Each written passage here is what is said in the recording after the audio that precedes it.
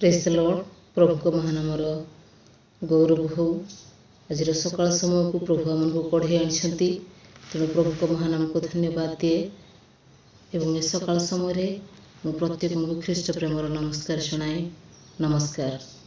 आसतु आज ध्यान निमंते आम शास्त्रांश अध्ययन करवा लोकलिखित सुसमाचार 11 अध्याय तार 34 पदरु 36 पद पर्यंत।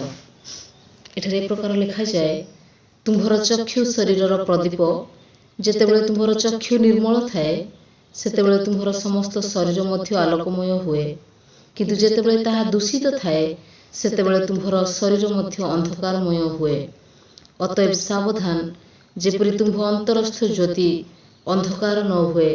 एणु जदि तुम्भर समस्त शरीर आलोकमय हुए ओ सेथिर कौनसी अंश अंधकारमय न थाए, ताहाले प्रदीप जेपरि उज्ज्वल तेजरे तुम्भको आलोक दिए, सेपरि तुम्भर समस्त शरीर आलोकमय हेबो।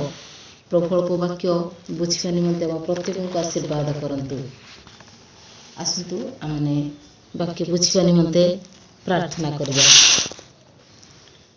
धन्यवाद दूछि मंगलमय सर्वस्थ पिता, नूतन दिवस तुम्हें देल प्रभु। धन्यवाद दूछि प्रति प्रभात तुमरी करुणा महान अटे बापा। तुम्हें धन्यवाद पाओ, तुम्हें गौरव पाओ, तुम्हें प्रशंसित हो।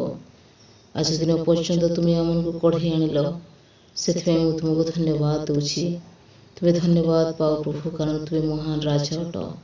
ए जगत मध्य तुम्हें आमको सृष्टि करियछ बापा। तुम्हें आमको मनोनीत करियछ प्रभु। तुम्हें आमको तुमर पुत्रत्वर अधिकार देयछ प्रभु। से तुमको धन्यवाद दूछि। तुम्हें धन्यवाद पाओ, गौरव पाओ, प्रशंसित हो। प्रशंसा निवासिनी प्रभु, एतबेले आमने तुमरी वाक्य निकट को जीव बापा। तुमरी वाक्यर निगूढ़ तत्व बुझे दियो। तुम्हें मो मुख को व्यवहार कर प्रभु, जो मुझे तुमरी वाक्य कहीपरि बापा। एवं जेते जन तुमरी वाक्य शुणवे प्रभु, से प्रत्येक हृदय तुमरी वाक्य प्रचुर रूपे वास करो, कारण तुमरी वाक्य कार्य साधक अटे प्रभु। हाँ प्रभु, तुमरी वाक्य हृदय संचय कर रखा साहाय्य कर एवं तुम वाक्य अनुसार जीवन अतिबाहित करने तुम्हें दया अनुग्रह कर प्रभु। तुम्हें आम प्रत्येक को आशीर्वाद कर, तुम गौरव उद्देश्य व्यवहार कर। प्रार्थना श्रवणकारी तुम्हें प्रार्थना शुणियछ बोली धन्यवाद दे। मन प्राणात्मा आम प्रत्येक जीवन को तुम निकट समर्पण करी जीवित ख्रीष्ट प्रभु जीशु नाम प्रार्थना मगुछु। आमेन।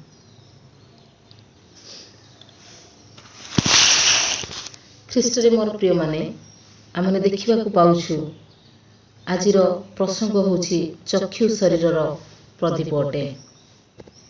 आ लोकलिखित सुसमाचार एवं माथ्यू लिखित सुसमाचार मध्य से कथा लिखा जाए।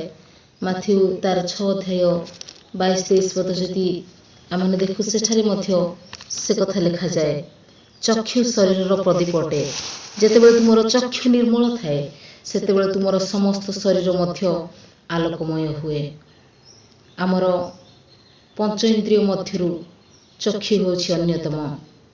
आ चक्षु को प्रभु जीशु ख्रीष्ट एठारे शरीर प्रदीप बोली कहती, कारण जदि प्रदीप थाए तेबे सेठारे आ अंधकार रहिबो नाही।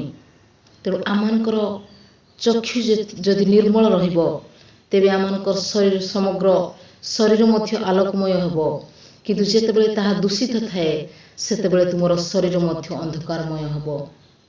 प्रकृत रे जदि आमानकर चक्षु निर्मल न थाए तेबे आमानकर समस्त शरीर मध्य अंधकारमय हेबो, अर्थात अंधकार समस्त कार्य शरीर मध्य देखा जिवो। जदि आमानकर चक्षु ठीक अछि तेबे आमानकर समस्त शरीर रे आलोक प्रकाशित हेबो। तेणु 35 पद लिखा जाए, अतएव सावधान, जेपरि तुम्भ अंतरस्थ ज्योति अंधकार न हुए। एणु जदि तुम्भर शरीर आलोकमय हुए ओ सेथिर कौनसी अंश अंधकारमय न थाए, ताहाले प्रदीप जेपरि उज्ज्वल तेजरे तुम्भको आलोक दिए, सेपरि तुम्भर समस्त शरीर आलोकमय हेबो। ख्रीष्ट मोर प्रिय बाप माँ भाई भणी माने, आज आमने आमनक चक्षु को कि प्रकार व्यवहार करुछु, कारण वर्तमान जुगर जदि आमने देखिबा आम प्रत्येक हाथ में गोटे गोटे एंड्रॉइड सेट रही एवं सेथि मध्यरे जगतर विभिन्न विषय आमने देखा पाई था। तेणु जितेबले आमने ମୋବାଇଲ ବ୍ୟବହାର କରୁଛୁ ଆମେ ସାବଧାନ ହେବା ଆବଶ୍ୟକ। ମୋବାଇଲ ମଧ୍ୟରେ ଆମେ କେଉଁ ବିଷୟ ଦେଖୁଛୁ ଏବଂ କେଉଁ ବିଷୟ ଦେଖିବା କେଉଁ ବିଷୟ ଦେଖିବା ନାହିଁ ତାହା ମାନେ ମନୋନୀତ କରିବାର ଆବଶ୍ୟକତା ରହିଛି। କାରଣ ଆମଙ୍କର ଚକ୍ଷୁ ଯଦି ଦୂଷିତ ହେବ ତେବେ ସମଗ୍ର ଶରୀର ମଧ୍ୟ ଅନ୍ଧକାରମୟ ହେବ। ଆଉ ଯଦି ଆମେ ପୁରାତନ ନିୟମକୁ ଆମେ ଦେଖୁ, ମଉସାଙ୍କୁ ପ୍ରଭୁ ବ୍ୟବସ୍ଥା ଦେଇଥିଲେ, ଯେଉଁ 10 ଆଜ୍ଞା ଦେଇଥିଲେ ତା ମଧ୍ୟରେ ଯାତ୍ରା ପୁସ୍ତକ ତାର 20 ଅଧ୍ୟାୟ 14 ପଦରେ ଲେଖାଯାଏ, ତୁମ୍ଭେ ବ୍ୟଭିଚାର କରିବ ନାହିଁ। କିନ୍ତୁ ନୂତନ ନିୟମରେ ପ୍ରଭୁ ଯୀଶୁ ଖ୍ରୀଷ୍ଟ ସେ ଆମମାନଙ୍କୁ କହୁଅଛନ୍ତି, ମାଥିଉ ଲିଖିତ ସୁସମାଚାର ତାର 5 ଅଧ୍ୟାୟ 28 ପଦରେ, କିନ୍ତୁ ମୁଁ ତୁମମାନଙ୍କୁ କହୁଅଛି ଯେ କେହି କୌଣସି ସ୍ତ୍ରୀ ପ୍ରତି କାମ ଭାବରେ ଦୃଷ୍ଟିପାତ କରେ ସେ ତାହା ସଙ୍ଗରେ ମନେ ମନେ ବ୍ୟଭିଚାର କଲାଣି। ପୁରାତନ ନିୟମରେ ପ୍ରଭୁ ଆଜ୍ଞା ଦେଇଥିଲେ ତୁମେ ବ୍ୟଭିଚାର କରିବ ନାହିଁ ଏବଂ ବ୍ୟଭିଚାର କଲେ ତାହା ପାପରେ ଗଣାଯାଉଥିଲା। କିନ୍ତୁ ନୂତନ ନିୟମରେ ପ୍ରଭୁ ଯୀଶୁ ଖ୍ରୀଷ୍ଟ ସେ କହୁଛନ୍ତି, ଆମେ ଯଦି କୌଣସି ସ୍ତ୍ରୀ ଯଦି କୌଣସି ପୁରୁଷ ପ୍ରତି କିମ୍ବା କୌଣସି ପୁରୁଷ ଯଦି କୌଣସି ସ୍ତ୍ରୀ ପ୍ରତି କାମ ଭାବରେ ଦୃଷ୍ଟିପାତ କରେ ତେବେ ସେ ତାହା ସଙ୍ଗରେ ବ୍ୟଭିଚାର କଲାଣି। ତେଣୁ ସାବଧାନ ମୋର ପ୍ରିୟ ବାପା ମା ଭାଇ ଭଉଣୀମାନେ। ଆଜି ଆମେ ନିଜ ଚକ୍ଷୁକୁ ଆମେ କି ପ୍ରକାର ବ୍ୟବହାର କରୁଛୁ। କାରଣ ଯଦି ପୁରାତନ ନିୟମକୁ ଆମେ ଦେଖିବା, ଅନେକ ଚକ୍ଷୁର ଅଭିଳାଷକୁ ପୂର୍ଣ୍ଣ କରିବାକୁ ଯାଇ ସେମାନେ ପାପରେ ପଡ଼ିଲେ, ଯଦ୍ୱାରା ସେମାନେ ପ୍ରଭୁଙ୍କ ଠାରୁ ଯେଉଁ ଆଶୀର୍ବାଦ ପାଇବା କଥା ସେ ଆଶୀର୍ବାଦ ପାଇଲେନି, ସେ ଆଶୀର୍ବାଦକୁ ହରାଇ ବସିଲେ। ତେଣୁ ଆମେ ସାବଧାନ ହେଉ, ଆମମାନଙ୍କର ଚକ୍ଷୁକୁ ଆଜି ଆମେ କି ପ୍ରକାର ବ୍ୟବହାର କରୁଛୁ। ଯଦି ଆମେ ପୁରାତନ ନିୟମର ଆଦି ପୁସ୍ତକ ଆମେ ଦେଖୁ, ସେଠାରେ ହବାଙ୍କ ବିଷୟ ଲେଖାଯାଏ, ଯେ କି ଆମମାନଙ୍କର ଆଦିମାତା ହବା ସେ ପ୍ରଭୁଙ୍କର ଆଜ୍ଞା ଲଙ୍ଘନ କଲେ। କାରଣ 3 ଅଧ୍ୟାୟ ତାର 6 ପଦ ଯଦି ଆମେ ଦେଖୁ, ସେଠାରେ ଲେଖାଯାଏ, ଏଥିରେ ନାରୀ ସେହି ବୃକ୍ଷକୁ ସୁଖାଦ୍ୟର ଉତ୍ପାଦକ ଓ ନୟନର ଲୋଭଜନକ ଓ ଜ୍ଞାନ ଦେବା ନିମିତ୍ତ ବାଞ୍ଛନୀୟ ଦେଖି ତହିଁରୁ ଫଳ ତୋଳି ଖାଇଲେ, ପୁଣି ଆପଣା ସଙ୍ଗସ୍ଥ ସ୍ୱାମୀଙ୍କୁ ଦିଅନ୍ତେ, ସେ ମଧ୍ୟ ଖାଇଲେ। ଏଠାରେ ଆମେ ଦେଖୁ ପ୍ରଥମ ପାପ ହେଉଛି ଅବାଧ୍ୟତା ଏବଂ ତାହା କି ପ୍ରକାର ଜାତ ହେଲା। ସେ ନୟନର ଲୋଭଜନକ ଦେଖିଲେ, ହବା ଦେଖିଲେ ସେ ସତ୍ସତ୍ ଜ୍ଞାନଦାୟକ ଫଳକୁ ଲୋଭଜନକ ଦେଖି ତାହା ସେ ଭୋଜନ କଲେ। ତେଣୁ ଏହି ଲୋଭ ପ୍ରଥମେ ଆସିଲା ସେ ଚକ୍ଷୁରୁ ଦେଖିବା ଦ୍ୱାରା। କାରଣ ପ୍ରଭୁ ତାଙ୍କୁ ସେ ସତ୍ସତ୍ ଜ୍ଞାନଦାୟକ ବୃକ୍ଷର ଫଳ ଭୋଜନ କରିବା ନିମନ୍ତେ ମନା କରିଥିଲେ।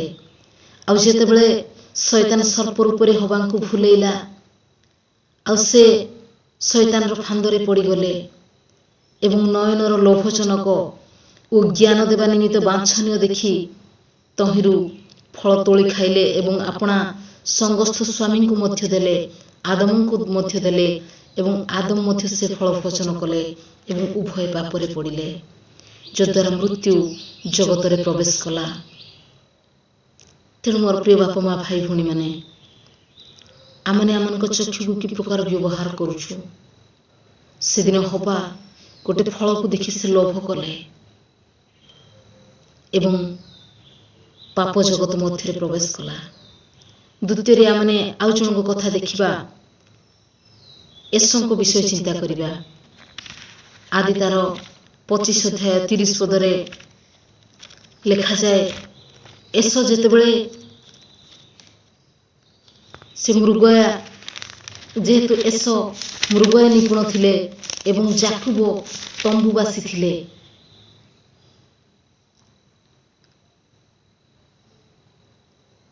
29 ପଦ ଯଦି ଆମେ ଦେଖୁ, ଏକ ଦିନ ଯାକୁବ ଡାଲି ରାନ୍ଧୁଥିଲା, ସେହି ସମୟରେ ଏସୋ କ୍ଳାନ୍ତ ହୋଇ କ୍ଷେତ୍ରରୁ ଆସିଲା। ତେଣୁ ସେ ଯାକୁବ କହିଲା, ମୁଁ କ୍ଳାନ୍ତ ହୋଇଅଛି, ବିନୟ କରି ସେହି ରଙ୍ଗା ଡାଲି ଦେଇ ଭୋଜନ କରାଅ। ଏ ନିମନ୍ତେ ତାହାର ନାମ ଇଦମ ଅର୍ଥାତ୍ ରଙ୍ଗା ବୋଲି ଖ୍ୟାତ ହେଲା। ଯେତେବେଳେ ଏସୋ ସେ କ୍ଳାନ୍ତ ହୋଇ ଫେରି ଆସୁଛନ୍ତି ଆଉ ସେ ଦେଖୁଛନ୍ତି ଯେ ଯାକୁବ ସେ ଡାଲି ରାନ୍ଧୁଛନ୍ତି, ଆଉ ସେ ରନ୍ଧା ଖାଦ୍ୟକୁ ଦେଖି ସେ ଲୋଭ କଲେ, ଯଦ୍ୱାରା से आपणार ज्येष्ठ अधिकार को से विक्रय करदेले। साधारण गोटे डाली खाइबा निमंते खाद्य को से लोभ कले एवं आपना ज्येष्ठ अधिकार को से तुच्छ ज्ञान कले एवं एसो से कहउछंती देख मु तो मलापुरी ज्येष्ठ अधिकार रे मोर की लाभ ए प्रकार कहि से ज्येष्ठ अधिकार को तुच्छ ज्ञान कले एवं आपना कनिष्ठ भ्राता जाकुब को निजर ज्येष्ठ अधिकार को से विक्रय करदेले। आ तापरे जेते बेले इसाक जाकुब को आशीर्वाद करूछंती तारा परवर्ती मुहूर्त रे एसो मध्य जाउछंती पितांगो ठारो आशीर्वाद पाइबा पई किंतु से तांको ठारो आशीर्वाद पाई पारु नहंती। आ 27 अध्याय तार 38 पद रे आमने देखिबा को पाउछु से अपना पिता को कहउछंती पिता मते मध्य आशीर्वाद करंतु। एहा कहि से उच्च स्वर रे कांदिबा को लागिला। एसो क्रंदन कला परवर्ती मुहूर्त रे से अनुताप कला क्रंदन कला आ निजर ज्येष्ठ अधिकार पाइबा पई से चेष्टा कला किंतु पाइला नहीं। कारण से जो डाली देखिला एवं लोभ कला से अपना ज्येष्ठ अधिकार को से तुच्छ ज्ञान कला साधारण खाद्य निमंते। तेणु मोर प्रिय बापा माँ भाई भणी माने अनेक समय आमने विभिन्न खाद्य को लोभ करिथाउ खाइबा पाई मध्य आमने बेले बेले उपवास प्रार्थना को आमने त्याग करिथाउ। कारण जो दिन उपवास प्रार्थना थाए जदि से दिन घरे भल खाद्य रंधा जाई थाए आमने निज शरीर को आ कंट्रोल करि पारि न थाउ। आमने खाद्य प्रति ए प्रकार आसक्त होई थाउ आमने उपवास प्रार्थना करबा को मध्य भूली जाई थाउ जो द्वारा प्रभु को ठारो से आशीर्वाद को आमने हरई थाउ।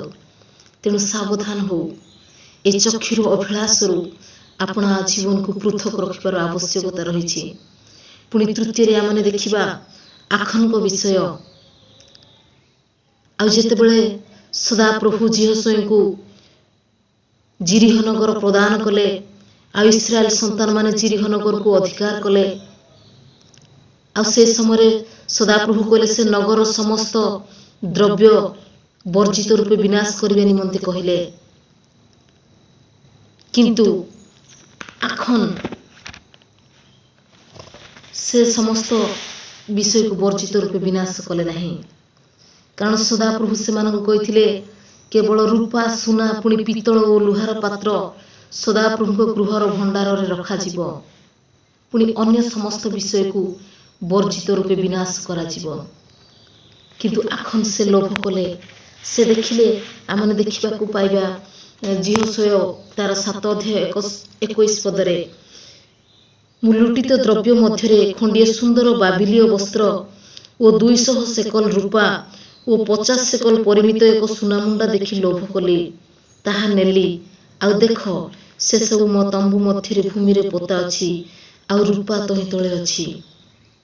आखन गोटे बाबिलीय वस्त्र देखि से लोभ करूछंती से 200 सेकल रूपा 50 सेकल परिमित सुनामुंडा देखि से लोभ कले जो रूपा वो सुना कि सदा प्रभु गृह रे रहिबा कथा ताहा न रखि से अपना तंबू को नहीं आसिले एवं तम मध्य से अपना तंबू रे रखिना से भूमि रे पोती की रखिछंती। आ ए लोभ सकासु ए चक्षुर अभिलाष सकासु केवल से कष्ट पाउ नहंती तांकर समग्र परिवार मध्य से दिन कष्ट पाइले। तेणु जीवस्वय आखन को कहिले तुम कहीं आम को दुख देल सदा प्रभु आज तुमको दुख देवे एवं जीवस्वय तांकर समस्त पुत्र कन्या मानकु गोरु गथ मेंढा तंबू सर्वस्व को से माने इस्राएली माने से दिन प्रस्त्राघात करी से मानकु मारिदेले। तेणु ख्रीष्ट रे मोर प्रिय माने आमने देखु आखनर से दिन से देखिबा द्वारा गोटे बाबिलीय वस्त्र को देखिबा द्वारा सुना रूपा एवं वस्त्र को से लोभ कले। तेणु आमने सावधान हो ए लोभ द्वारा अनेक पुरातन नियम रे जदि आमने देखो अनेक पापरे पड़िले ଏବଂ ସେମାନେ ପ୍ରଭୁଙ୍କ ଠାରୁ ଯେଉଁ ଆଶୀର୍ବାଦ ପାଇବା କଥା ସେ ଆଶୀର୍ବାଦକୁ ହରାଇ ବସିଲେ। ତେଣୁ ଆମମାନେ ମଧ୍ୟ ସାବଧାନ ହେବାର ଆବଶ୍ୟକତା ରହିଛି। ଚତୁର୍ଥରେ ଆଉ ଜଣଙ୍କ ବିଷୟ ଆମେ ଦେଖିବା, ସାମସନ୍, ଯିଏକି ଇସ୍ରାଏଲର ବିଚାରକର୍ତ୍ତା। ସେ 20 ବର୍ଷ ଇସ୍ରାଏଲକୁ ସେ ବିଚାର କରିଥିଲେ ଏବଂ ଗର୍ଭରୁ ସେ ଜନ୍ମ ହେବା ପୂର୍ବରୁ ପ୍ରଭୁ ତାଙ୍କୁ ମନୋନୀତ କରିଥିଲେ। ଆଉ ପ୍ରଭୁ ତାଙ୍କୁ ଆଜୀବନ ନାଶରୀ ହେବା ନିମନ୍ତେ କହିଥିଲେ। ପୁଣି କୌଣସି ଅଶୁଚି ଦ୍ରବ୍ୟ ଭୋଜନ କରିବା ନିମନ୍ତେ ତାଙ୍କୁ ମନା କରିଥିଲେ। କିନ୍ତୁ ସାମସନ୍ର ଅନେକ ସମୟରେ ଆମେ ଭାବିଥାଉ କେବଳ ଦଲିଲାର ଫାନ୍ଦରେ ପଡ଼ିବା ଦ୍ୱାରା ସେ ପାପ କଲେ ବୋଲି। କିନ୍ତୁ ତାଙ୍କ ପୂର୍ବ ଜୀବନକୁ ଯଦି ଆମେ ଦେଖୁ, ଯେହେତୁ ସଦାପ୍ରଭୁ ସାମସନ୍କୁ ମନୋନୀତ କରିଥିଲେ ପଲେଷ୍ଟୀୟମାନଙ୍କ ହସ୍ତରୁ ଇସ୍ରାଏଲକୁ ଉଦ୍ଧାର କରିବା ନିମନ୍ତେ, କିନ୍ତୁ ସାମସନ୍ କ'ଣ କରୁଛନ୍ତି? 14 ଅଧ୍ୟାୟ ବିଚାରକର୍ତ୍ତା 14 ଅଧ୍ୟାୟ ତାର 1 ପଦରେ ଯଦି ଆମେ ଦେଖୁ, ଅନନ୍ତର ସାମସନ୍ ତିମ୍ନାକୁ ଯାଇ ସେ ସ୍ଥାନରେ ପଲେଷ୍ଟୀୟମାନଙ୍କ କନ୍ୟାଗଣ ମଧ୍ୟରେ ଗୋଟିଏ ସ୍ତ୍ରୀ ଲୋକକୁ ଦେଖିଲା। ଯେଉଁ ପଲେଷ୍ଟୀୟମାନଙ୍କୁ ବିନାଶ କରିବା ନିମନ୍ତେ ପ୍ରଭୁ ତାଙ୍କୁ ମନୋନୀତ କରିଥିଲେ, ସେ ପଲେଷ୍ଟୀୟ ଲୋକମାନେ ହେଉଛନ୍ତି ଅସୁନ୍ନତ ଲୋକ। ଆଉ ସେମାନଙ୍କ ସହିତ କୌଣସି ମତେ ସାମସନ୍ର ବିବାହ ସମ୍ପର୍କ ହେବା ବିଧିସଙ୍ଗତ ନଥିଲା। କିନ୍ତୁ ସାମସନ୍ ସେ ଜିଦ୍ଦି କରୁଛନ୍ତି। ତାଙ୍କ ପିତାମାତାଙ୍କୁ ଯାଇ କହୁଛନ୍ତି, ମୋର ସେଇ ଝିଅଟି ପସନ୍ଦ, ସେ ଝିଅକୁ ମୋ ନିମନ୍ତେ ତୁମେ ଆଣିଦିଅ, ସେ ଝିଅ ସହିତ ତୁମେ ମୋର ବିବାହ ଦିଅ। ଆଉ ତା ବାପା ମା କହୁଛନ୍ତି 14 ଅଧ୍ୟାୟ ତାର 3 ପଦରେ, ତେବେ ତାହାର ପିତା ଓ ମାତା ତାହାକୁ କହିଲେ, ତୁମ୍ଭ ଭ୍ରାତୃଗଣର ଅବା ଆମ୍ଭ ସମୁଦାୟ ଲୋକଙ୍କର କନ୍ୟାଗଣ ମଧ୍ୟରେ କି ଜଣେ ସ୍ତ୍ରୀ ନାହିଁ ଯେ ତୁମ୍ଭେ ଅସୁନ୍ନତ ପଲେଷ୍ଟୀୟମାନଙ୍କ ମଧ୍ୟରୁ ଭାର୍ଯ୍ୟା ଗ୍ରହଣ କରିବାକୁ ଯିବ? ତହିଁରେ ସାମସନ୍ ଆପଣା ପିତା କହିଲା, ତାହାକୁ ମୋ ପାଇଁ ଆଣ, ସେ ମୋ ଦୃଷ୍ଟିରେ ପସନ୍ଦ। ସାମସନ୍ ସେ ନିଜର ପ୍ରଭୁ ଯେ ତାଙ୍କୁ ମନୋନୀତ କରିଛନ୍ତି, ସେ ନିଜେ କିଏ କଥା ସେ ଭୁଲି ଯାଉଛନ୍ତି। ଆଉ ସେ କହୁଛନ୍ତି ଗୋଟେ ଅସୁନ୍ନତ ପଲେଷ୍ଟୀୟ ସ୍ତ୍ରୀ ଲୋକ ପାଇଁ ସେ ଆପଣା ପିତାଙ୍କ ନିକଟରେ ଜିଦ୍ଦି କରୁଛନ୍ତି। ସେ କହୁଛନ୍ତି ସେ ମୋ ଦୃଷ୍ଟିରେ ପସନ୍ଦ, ତାହାକୁ ମୋ କତିକି ଆଣିଦିଅ, ତାହା ସହିତ ମୋର ବିବାହ ଦିଅ। ପୁଣି ସେ ସ୍ତ୍ରୀକୁ ପାଇବା ନିମନ୍ତେ ସେ ତାଙ୍କ ଗ୍ରାମକୁ ସେ ତିମ୍ନାକୁ ଯାଉଛନ୍ତି। ଆଉ ଯିବା ସମୟରେ ଏକ ଯୁବା ସିଂହ ତାଙ୍କୁ ହାବୁଡୁଛି ଏବଂ ଗର୍ଜନ କରୁଛି। ଆଉ ସେ ସମୟରେ ସଦାପ୍ରଭୁଙ୍କ ଆତ୍ମା ସାମସନ୍କୁ ଆକ୍ରାନ୍ତ କରନ୍ତେ ସେ ଛେଳି ଛୁଆକୁ ବିଦୀର୍ଣ୍ଣ କଲା ପରି ତାହାକୁ ବିଦୀର୍ଣ୍ଣ କରି ପକାଇଲା। ଗୋଟେ ସିଂହକୁ ସାମସନ୍ ଛେଳି ଛୁଆ ପରି ସେ ବିଦୀର୍ଣ୍ଣ କରିଦେଲେ। ଆଉ ସେ ସିଂହ ସେଦିନ ସାମସନ୍ର କୌଣସି କ୍ଷତି କରିପାରିଲା ନାହିଁ। ତାପରେ କିଛି ଦିନ ପରେ ପୁଣି ସାମସନ୍ ଯାଉଛନ୍ତି, ସେ ସିଂହର ଶବ ଦେଖିବାକୁ ଯାଉଛନ୍ତି। ଆଉ 8 ପଦରେ ଆମେ ଦେଖୁ, ପୁଣି କିଛି ଦିନ ଉତ୍ତରେ ସେହି ସ୍ତ୍ରୀକି ଗ୍ରହଣ କରିବା ପାଇଁ ସେ ପୁନର୍ବାର ଗଲା। ସେତେବେଳେ ସେ ସେହି ସିଂହର ଶବ ଦେଖିବାକୁ ବାଟ ବୁଲି ଯାଆନ୍ତେ, ଦେଖ ସେହି ସିଂହ ଦେହରେ ମହୁମାଛିର ଝାଙ୍କ ଓ ମହୁ ଅଛି। ଗୋଟେ ଶବ ଦେହରେ, ସିଂହର ଶବ ଦେହରେ ମହୁମାଛିର ଝାଙ୍କ ଆଉ ମହୁ ଅଛି। ତେଣୁ ସେ ହାତରେ କିଛି ନେଇ ତାହା ଖାଇ ଆପଣା ପିତାମାତାଙ୍କ ନିକଟକୁ ଗଲା ଓ ସେ ସେମାନଙ୍କୁ ଦିଅନ୍ତେ, ସେମାନେ ମଧ୍ୟ ଖାଇଲେ। ଖ୍ରୀଷ୍ଟରେ ମୋର ପ୍ରିୟ ବାପା ମା ଭାଇ ଭଉଣୀମାନେ, ସାମସନ୍ ସେଦିନ ସେ ସିଂହର ଶବ ଦେଖିବାକୁ ଗଲେ ଏବଂ ଶବରେ ଥିବା ମହୁ ଖାଇଲେ। ପ୍ରଭୁ ତାଙ୍କୁ କହିଥିଲେ କୌଣସି ଅଶୁଚି ଦ୍ରବ୍ୟ ଭୋଜନ ନ କରିବା ନିମନ୍ତେ ପ୍ରଭୁ ତାଙ୍କୁ ନିର୍ଦ୍ଦେଶ ଦେଇଥିଲେ। କିନ୍ତୁ ଏଠାରେ ଚକ୍ଷୁର ଲାଳସାରେ ସେ ପଡ଼ିଯାଉଛନ୍ତି ଏବଂ ସେ ମହୁ ଦେଖି ଲୋଭ କରୁଛନ୍ତି, ମହୁ ଖାଉଛନ୍ତି, ଯଦ୍ୱାରା ଅଶୁଚିତା ତାଙ୍କ ଜୀବନରେ ପ୍ରବେଶ କରୁଛି। ତାଙ୍କ ଶରୀର ଅଶୁଚି ହେଇଯାଉଛି। ସେ ପ୍ରଭୁଙ୍କର ଆଜ୍ଞା ଲଙ୍ଘନ କରୁଛନ୍ତି, ଅବାଧ୍ୟ ହେଉଛନ୍ତି। ତାପରେ ଆମେ ଦେଖିବାକୁ ପାଉଛୁ ସାମସନ୍ଙ୍କର ପତନ ହେବାକୁ ଲାଗୁଛି। ତାର ପରବର୍ତ୍ତୀ ମୁହୂର୍ତ୍ତରେ ଯଦି ଆମେ ଦେଖୁ, ସାମସନ୍ ସେ ଘଷାକୁ ଯାଉଛନ୍ତି, ଏକ ବେଶ୍ୟା କତିକି ଯାଉଛନ୍ତି। ଏତେ ବଡ଼ ଇସ୍ରାଏଲର ବିଚାରକର୍ତ୍ତା ସେ ଗୋଟେ ବେଶ୍ୟା ନିକଟକୁ ଯାଉଛନ୍ତି। ପୁଣି ତାପରେ ଏକ ସ୍ତ୍ରୀକି ସେ ପ୍ରେମ କରୁଛନ୍ତି ଯାହାର ନାମ ଦଲିଲା ଅଟେ। ତାର ପରବର୍ତ୍ତୀ ଘଟଣା ଆପଣମାନେ ଭଲ ଭାବରେ ଜାଣନ୍ତି। ଏବଂ ସାମସନ୍ଙ୍କର ପତନ ହେଉଛି, ସେ ଆପଣା ଚକ୍ଷୁ ହରାଇ ବସୁଛନ୍ତି। କିନ୍ତୁ ସାମସନଙ୍କ ଭଲ ଗୁଣ ହେଲା ସେ ଏତେ ସବୁ ହରାଇବା ସତ୍ତ୍ୱେ ମଧ୍ୟ ଶେଷ ସମୟରେ ସେ ପ୍ରଭୁଙ୍କୁ ସ୍ମରଣ କଲେ, ସେ ଅନୁତାପ କଲେ ଏବଂ ଯେତେବେଳେ ସେ ଅନୁତାପ କରୁଛନ୍ତି ଶେଷ ସମୟରେ ପ୍ରଭୁ ସାମସନଙ୍କୁ ସ୍ମରଣ କରୁଛନ୍ତି ଏବଂ ପୁନର୍ବାର ତାଙ୍କର ବଳ ଫେରାଇ ଦେଉଛନ୍ତି, ଯଦ୍ୱାରା ଯେଉଁ କାର୍ଯ୍ୟ ନିମନ୍ତେ ସାମସନଙ୍କୁ ପ୍ରଭୁ ମନୋନୀତ କରିଥିଲେ ସେ କାର୍ଯ୍ୟ ସେ କରୁଛନ୍ତି। ସମସ୍ତ ପଲେଷ୍ଟିୟମାନଙ୍କୁ ସେ ବିନାଶ କରୁଛନ୍ତି। ତେଣୁ ବିଶେଷ କରି ମୁଁ ମୋର ଯୁବା ଯୁବତୀ ମାନଙ୍କୁ କହିବା ପାଇଁ ଚାହେଁ, ଆପଣମାନେ ସାବଧାନ ହୁଅନ୍ତୁ। ଆପଣମାନେ କେଉଁମାନଙ୍କ ସହିତ ସମ୍ପର୍କ ସ୍ଥାପନ କରୁଛନ୍ତି, ଆପଣ ଜୀବନ ବିଷୟରେ ସାବଧାନ ହେବାର ଆବଶ୍ୟକତା ରହିଛି। ଅନେକ ସମୟରେ ଅନେକ ଯୁବାମାନେ ଭାବନ୍ତି ଗୋଟେ ବିଜାତୀୟ ସ୍ତ୍ରୀକୁ ବିଜାତୀୟ ଝିଅକୁ ବିବାହ କରିବା ଦ୍ୱାରା ସେମାନେ ଗୋଟିଏ ଆତ୍ମା ଲାଭ କରିବେ ବୋଲି, କିନ୍ତୁ ସେ ପ୍ରକାର ହେଇନଥାଏ। ମୋର ପ୍ରିୟ ଯୁବକମାନେ, ଆପଣମାନେ ସାବଧାନ ହୁଅନ୍ତୁ। ଆପଣମାନେ କେଉଁମାନଙ୍କ ସହିତ ସମ୍ପର୍କ ସ୍ଥାପନ କରିବାକୁ ଯାଉଛନ୍ତି, କାରଣ ସାମସନ ବିଷୟ ଆମେ ଦେଖୁ ଗୋଟେ ଅସୁନତ ପଲେଷ୍ଟିଆ ସ୍ତ୍ରୀକୁ ଯେତେବେଳେ ସେ ଲୋଭ କଲେ, ଦେଖିବା ଦ୍ୱାରା ଚକ୍ଷୁର ଅଭିଳାଷ ପୂର୍ଣ୍ଣ କରିବାକୁ ଯାଇ ସେ ଆପଣାର ଅଭିଷେକକୁ ସେ ହରାଉଛନ୍ତି, ସେ ପବିତ୍ର ଆତ୍ମାଙ୍କୁ ହରାଉଛନ୍ତି। କାରଣ ସଦାପ୍ରଭୁ ଯେତେବେଳେ ସାମସନକୁ ତ୍ୟାଗ କଲେ ସେ କଥା ସେ ଜାଣିପାରିଲେ ନାହିଁ। ତେଣୁ ମୋର ପ୍ରିୟ ଯୁବା ଯୁବତୀମାନଙ୍କୁ ବିଶେଷ କରି ମୁଁ କହିବା ପାଇଁ ଚାହେଁ, ଅସମାନ ଜୁଆଳିରେ କେବେ ହେଲେ ଯୋଚା ନ ଯାଆନ୍ତୁ। ବାକ୍ୟ ପ୍ରେରିତ ପାଉଲ କୁହନ୍ତି, ତୁମେ ଅସମାନ ଜୁଆଳିରେ ଯୋଚା ନ ଯାଅ।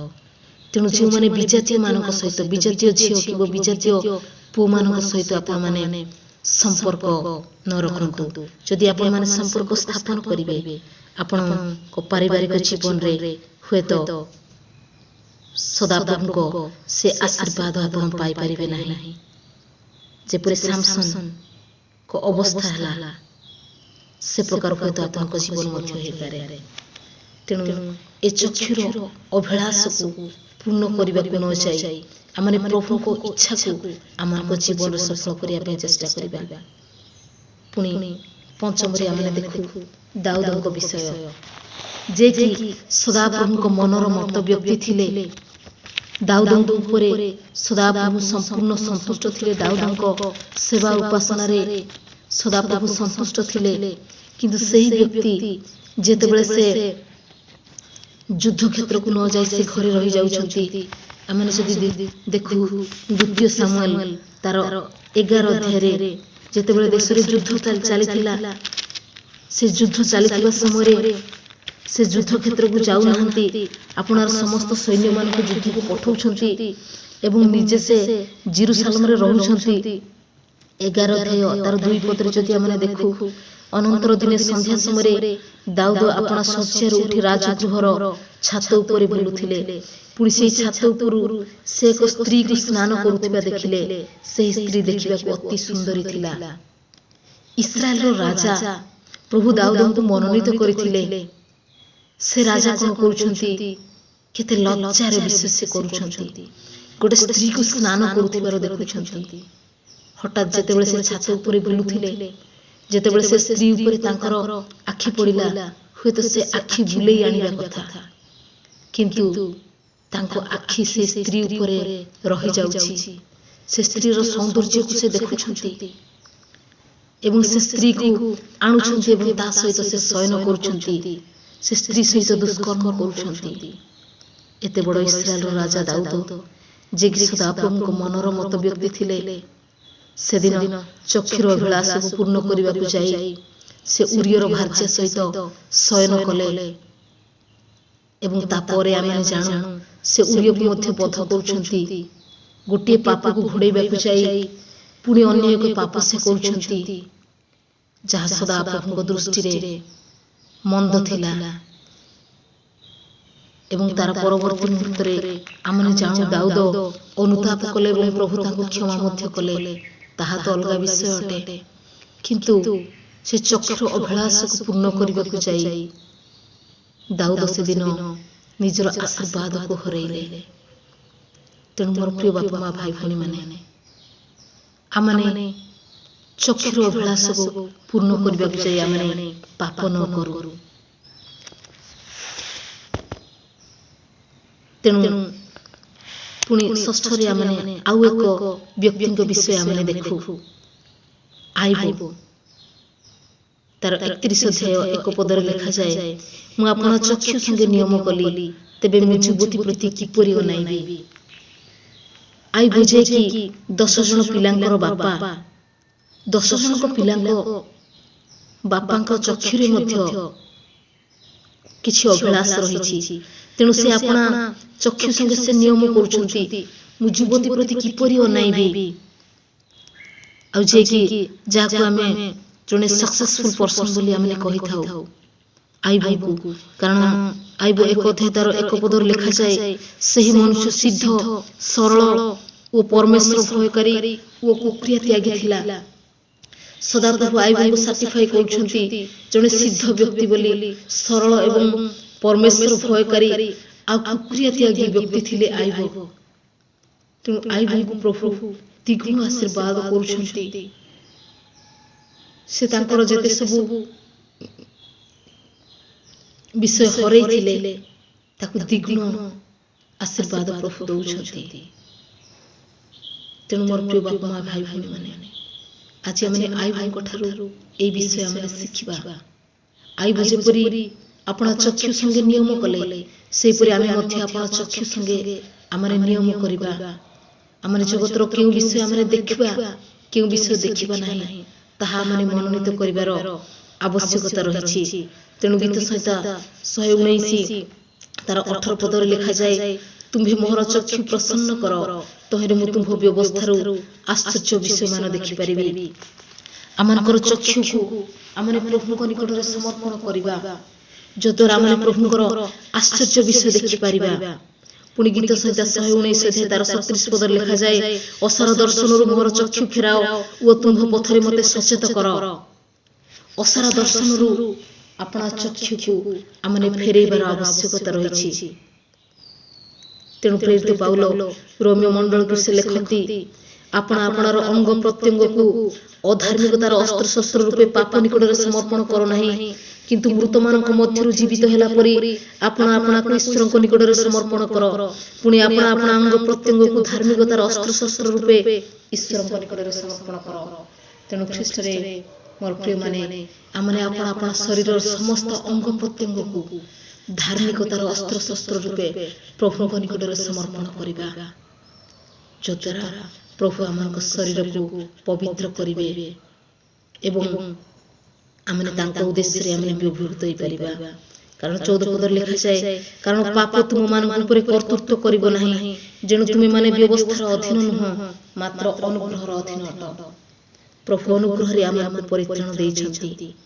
ତେଣୁ ପାପ ଆମଙ୍କ ଉପରେ କର୍ତ୍ତୃତ୍ୱ ନ କରୁ, ପାପକୁ ଆମଙ୍କ ଜୀବନ ଉପରେ କର୍ତ୍ତୃତ୍ୱ କରିବା ପାଇଁ ଆମେ ସୁଯୋଗ ନ ଦେଉ। କାରଣ ଟିକିଏ ବୋଲି ଘମିର ସମଗ୍ର ପିଣ୍ଡୁଳାକୁ ଖମ୍ବୁରେମୟ କରିଦିଏ। ଟିକିଏ ବୋଲି ପାପ ଆମଙ୍କ ଜୀବନକୁ ହୁଏତ ଧ୍ୱଂସ କରିଦେଇପାରେ। ତେଣୁ ସାବଧାନ ମୋର ପ୍ରିୟ ବାପା ମା ଭାଇ ଭଉଣୀ ମାନେ, ଆମଙ୍କ ଚକ୍ଷୁକୁ ଆମେ ସାବଧାନରେ ଆମେ ବ୍ୟବହାର କରିବା। ଅସାର ଦର୍ଶନରୁ ଆମଙ୍କର ଚକ୍ଷୁକୁ ଆମେ ଫେରାଇବା, ଯଦ୍ୱାରା ପ୍ରଭୁ ଆମକୁ ଆଶୀର୍ବାଦ କରିବେ। କାରଣ ଚକ୍ଷୁ ହେଉଛି ଶରୀରର ପ୍ରଦୀପ ଅଟେ। ଆମଙ୍କର ଚକ୍ଷୁ ଯଦି ନିର୍ମଳ ଥାଏ, ତେବେ ସମଗ୍ର ଶରୀର ମଧ୍ୟ ଆଲୋକମୟ ହେବ। କାରଣ ତୁମେମାନେ ଆଲୋକର ସନ୍ତାନମାନଙ୍କ ପରି ଆଚରଣ କର, ଏହା ପ୍ରଭୁ ଆମକୁ କୁହନ୍ତି। ଖ୍ରୀଷ୍ଟରେ ମୋର ପ୍ରିୟ ବାପା ମା ଭାଇ ଭଉଣୀ ମାନେ, ବାସ୍ତବରେ ପ୍ରଭୁ ଆଜି ଆମକୁ ଆଲୋକର ସନ୍ତାନ ସେ କରିଅଛନ୍ତି। କାରଣ ଅନ୍ଧକାରର କ୍ଷମତାରୁ ସେ ଆମକୁ ଉଦ୍ଧାର କରି ଆଣିଲେ ଏବଂ ସେ ଆମକୁ ଆଲୋକ ଦେଖାଇଅଛନ୍ତି। ସେ କହୁଛନ୍ତି, ତୁମେମାନେ ଜଗତର ଜ୍ୟୋତି, ଆଉ ସେ ଜ୍ୟୋତି ଆମେ ଜଗତ ନିକଟରେ ପ୍ରକାଶ କରିବାର ଆବଶ୍ୟକତା ରହିଛି। କାରଣ କେହି ଦୀପ ଜାଳି ମାଣ ତଳେ ରଖନ୍ତି ନାହିଁ, ମାତ୍ର ଦୀପ ରୁଖା ଉପରେ ରଖନ୍ତି। ପର୍ବତ ଉପରେ ସ୍ଥାପିତ ନଗର ଗୁପ୍ତ ହୋଇ ରହିନପାରେ। ତେଣୁ ଆମମାନେ ପ୍ରଭୁ ଆମକୁ ଯେଉଁ ଅନୁଗ୍ରହ ଦେଇଅଛନ୍ତି ତାହା ଜଗତ ମଧ୍ୟରେ ପ୍ରକାଶ କରିବାର ଆବଶ୍ୟକତା ରହିଛି। କାରଣ ତୁମମାନଙ୍କର ସତ୍କର୍ମ ଦେଖି ସ୍ୱର୍ଗସ୍ଥ ପିତାଙ୍କର ମହିମା କୀର୍ତ୍ତନ କରିବେ। ଲୋକମାନେ ଆମମାନଙ୍କର ସତ୍କର୍ମ ଦେଖି ସ୍ୱର୍ଗସ୍ଥ ପିତାଙ୍କର ମହିମା କୀର୍ତ୍ତନ କରିବାର ଆବଶ୍ୟକତା ରହିଛି। ତେଣୁ ମୋର ପ୍ରିୟ ବାପା ମା ଭାଇ ଭଉଣୀମାନେ, ଆମମାନଙ୍କର ଚକ୍ଷୁ ହେଉଛି ଆମମାନଙ୍କ ଶରୀରର ପ୍ରଦୀପ। ତେଣୁ ଏ ଚକ୍ଷୁକୁ ଯେତେବେଳେ ଆମେ ପ୍ରତିଦିନ ସକାଳେ ଉଠୁଛୁ ପ୍ରଭୁଙ୍କ ନିକଟରେ ସମର୍ପଣ କରିବା। ପ୍ରଭୁ ଅସାର ଦର୍ଶନରୁ ମୋର ଚକ୍ଷୁ ତୁମେ ଫେରାଅ, ଯଦ୍ୱାରା ମୁଁ ତୁମର ଗୌରବ ଦେଖିପାରିବି। ଆମେ ସେ ପ୍ରଭୁ ଯୀଶୁ ଖ୍ରୀଷ୍ଟଙ୍କୁ ଆମମାନଙ୍କୁ ଆତ୍ମିକ ଚକ୍ଷୁରେ ଦେଖିବା ପାଇଁ ଆମେ ଚେଷ୍ଟା କରୁ। ଜଗତର ସମସ୍ତ ଅଭିଳାଷରୁ, ଚକ୍ଷୁର ଅଭିଳାଷରୁ ଆପଣ ଚକ୍ଷୁକୁ ଆମେ ଫେରେଇ ଆଣୁ। ତେବେ ପ୍ରଭୁ ଆମମାନଙ୍କ ସମଗ୍ର ଶରୀରକୁ ଆଲୋକମୟ କରିବେ ଏବଂ ଆଲୋକର ସମସ୍ତ ଗୁଣ ଆମମାନଙ୍କ ଜୀବନରେ ପ୍ରକାଶିତ ହେବ। ଖ୍ରୀଷ୍ଟଙ୍କର ସମସ୍ତ ସ୍ୱଭାବ ଆମମାନଙ୍କ ଜୀବନ ମଧ୍ୟରେ ଦେଖାଯିବ। ତେଣୁ ସାବଧାନ ହେଉ।